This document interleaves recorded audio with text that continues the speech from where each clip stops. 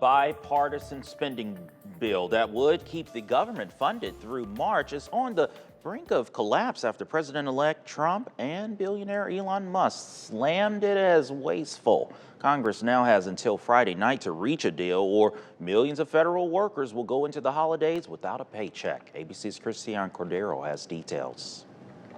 This morning, millions of Americans are at risk of losing their paychecks this holiday season if Congress doesn't pass a deal to keep the government funded. A bipartisan spending bill collapsed yesterday after billionaire Trump backer Elon Musk whipped up outrage online, slamming the deal for wasteful spending.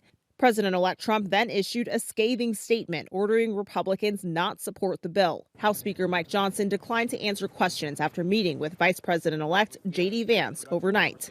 If Congress fails to reach a deal by Saturday, millions of federal workers will either be furloughed or asked to work without pay, including some members of the military and critical government workers like TSA agents and air traffic controllers. I'm not going to say anything else more about it tonight because we're in the middle of these negotiations, but I think we'll be able to solve some problems here, and we'll keep working on it. The bipartisan spending bill includes $250 million to increase child care access, $25 million to protect the homes of Supreme Court justices, and a 3.8% pay raise for members of Congress. But the biggest share, more than $100 billion, is for disaster relief after Hurricanes Milton and Helene. We got to have the disaster relief. I can't go home and play like it didn't happen. I feel very strongly. We don't get disaster in the bill. I'll do everything I can to keep us here until we do. Democrats say the blame for any shutdown will fall on Republicans who control the House. House Republicans have now unilaterally decided to break a bipartisan agreement that they made. Some of Musk's criticism is misleading, including his claim that $3 billion was for an NFL stadium here in D.C. The bill only transfers control of federal land for the stadium, not new funding. Christian Cordero, ABC News, Washington.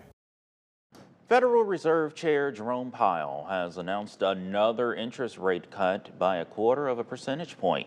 It's part of the bank's effort to fight against inflation, which has been on a downward trend. However, Americans are still feeling the impact of high prices, with them rising over the past 2 months. Last month's Consumer Price Index showed prices rose more than 2.5% compared to this same time last year. Remember, it was at 9% in June of 2022. So we're getting closer to the Fed's 2% target. Food and energy over the span of a few years, we're still paying a lot more for, and that's a consideration for the Fed. This was the third and final interest rate cut of the year. Before the inauguration of President-elect Donald Trump, he has said he should have a role in setting interest rates. The central bank is expected to slow the rate of making cuts next year.